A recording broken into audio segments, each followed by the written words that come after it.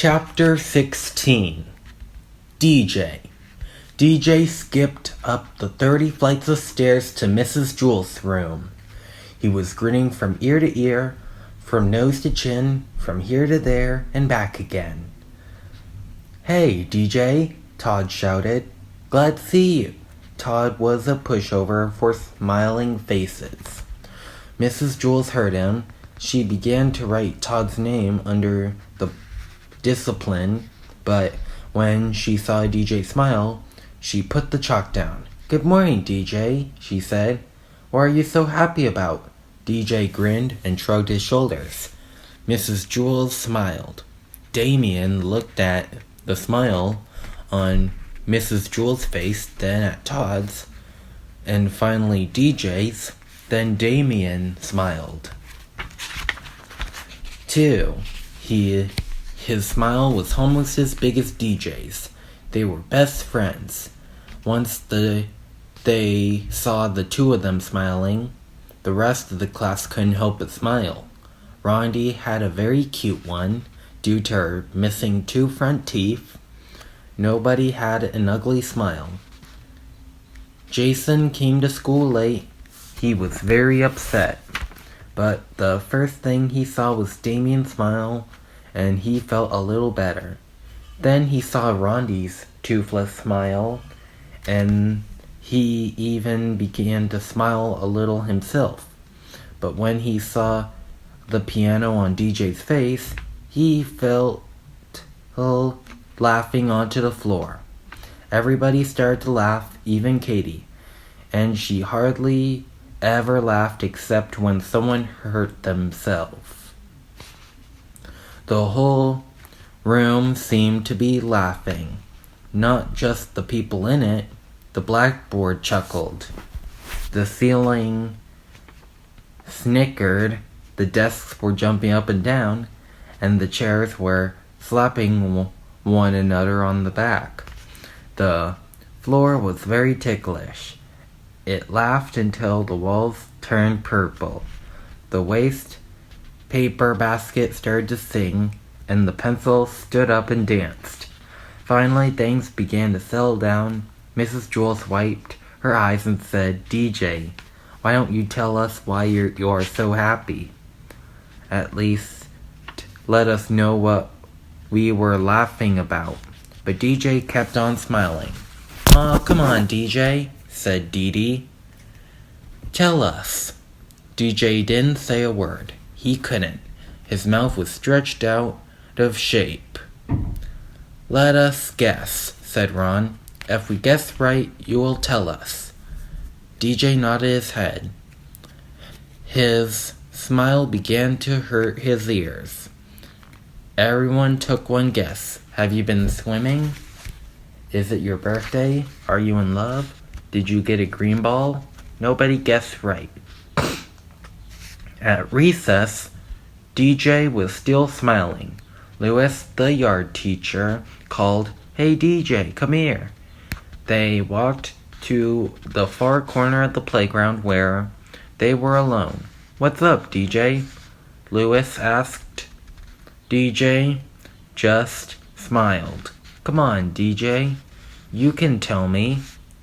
Why are you so happy?" DJ looked at him. He said, "You need a reason to be sad. You don't need a reason to be happy." Chapter 17. John. John had light brown hair and a round head. He was Joe's best friend. John was one of the smartest boys in Mrs. Jewell's class, but he had one problem. He could only read words written upside down. Nobody ever wrote anything upside down. But it was only a little problem. John was still in the high reading group. He just turned the book upside down. It was easier for John to turn his book upside down than to read correctly.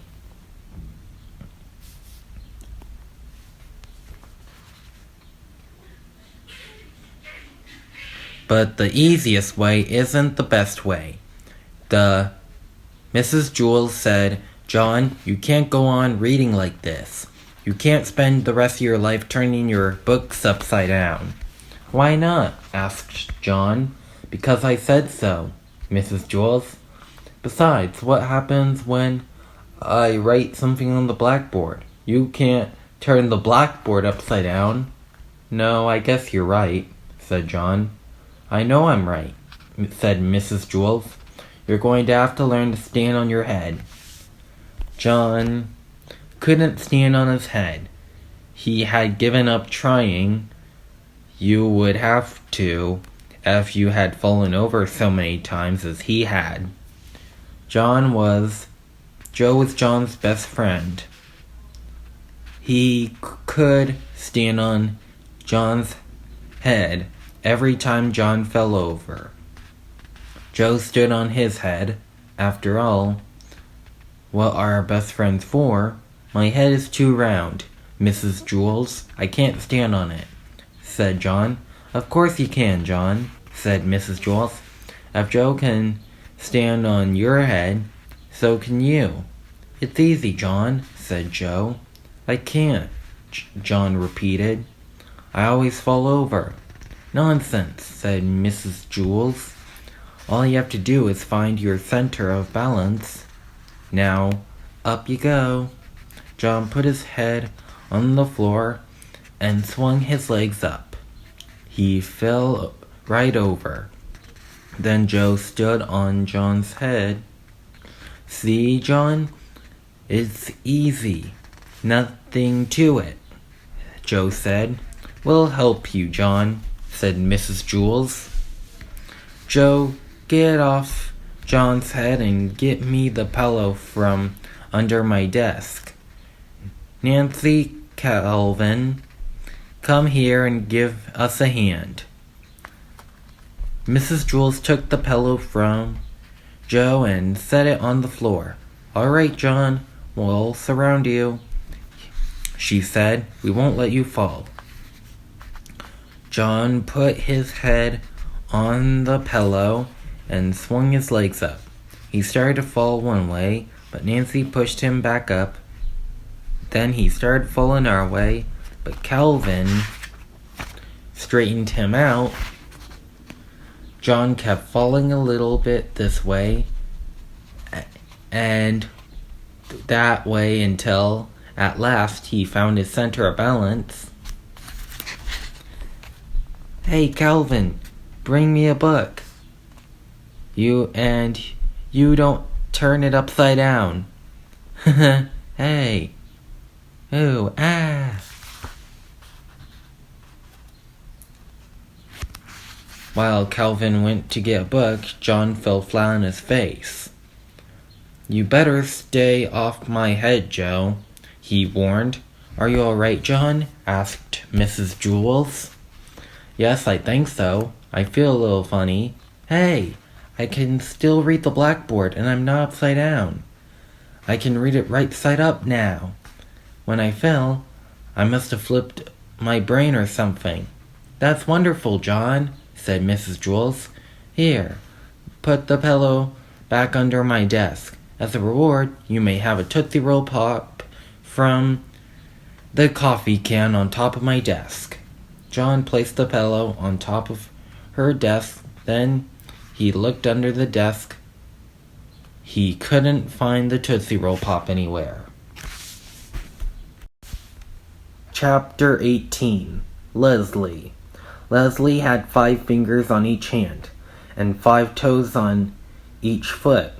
For each hand she had an arm, for each foot she had a leg.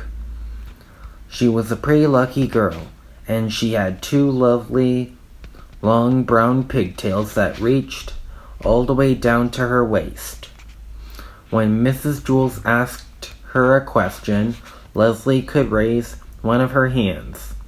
When Leslie was adding, she could count on her fingers.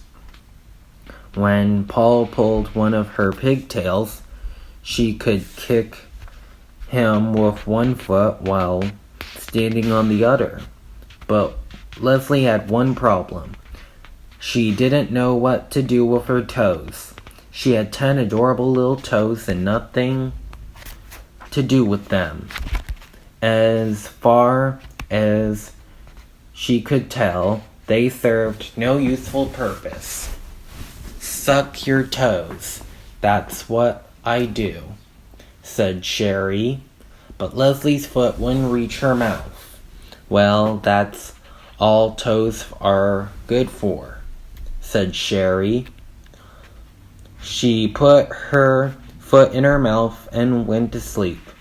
No, thought Leslie, they must be good for something. They just have to be.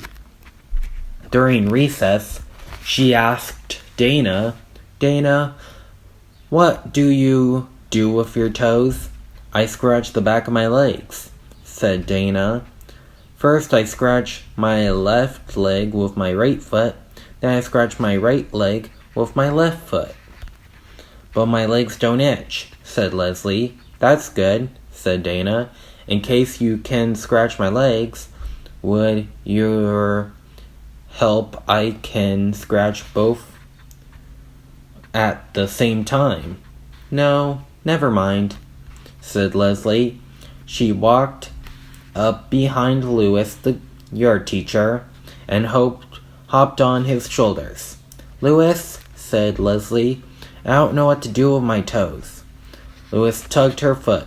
Yes, that is a serious problem, he said, but I'll tell you what I'll do. I'll take them off your hands for you, or rather, your feet. Just cut them off and give them to me. What? Asked Leslie. You don't want them, so I'll take them, said Louis. You won't have to worry about them ever again. No, said Leslie. I'll give them to Miss Mush, said Louis. She can make little hot dogs out of them. Miss Mush was the lunch teacher. No, I'm not going to give my toes away, said Leslie. All right, said Louis. I'll give you a nickel apiece for them. No, you can't have them, said Leslie. Why not? Asked Louis. They're no good to you anyhow. And think of all you can buy for 50 cents. The bell rang. I'll think it over, said Leslie. She ran back to class. Mrs. Jules, she said, Leslie, I don't see any reason for keeping my toes. Oh, Leslie, I'm sure there are a lot of good reasons, said Mrs. Jules. Well, I can't think of any. My legs don't itch. I can't get my foot in my mouth. Louis offered me a nickel apiece for them, and it seems to be a good deal, but I wanted to check with you first. I think Louis was pulling your leg, said Mrs. Jules. No, said Leslie. He was pulling my toes. What would he want with your toes? Asked Miss Jules. I don't know, said Leslie, but if he's willing to give me 5 cents apiece for them, then I'm going to take him up on it. That's 50 cents. At lunch, Leslie walked up to Louis. Okay, Louis, he said, you can have my toes for a nickel apiece. That will be 50 cents. Not so fast, said Louis. Let me look at them first. Leslie took off her shoes. Yes, said Louis. The big ones are good and the rest's next to them. But the most I'll give you for the rest of your toes is 3 cents each. Leslie was furious. 3 cents each? You told me 5 at recess. I'll give you 5 cents for the big ones. But just look at the scrawny little runt of a toe on the end. There. You're lucky to be getting even 3 cents for it. I think you're getting a darn good deal. I happen to like that toe, said Leslie. Fine then, said Louis. Keep it. I'll just take the 2 big toes, and we'll call it square." He reached in his pocket and pulled out a dime. "Nothing doing," said Leslie. "These toes are sold as a set. It's either all 10 for 50 cents or no deal." "What am I going to do with the 8 toes?"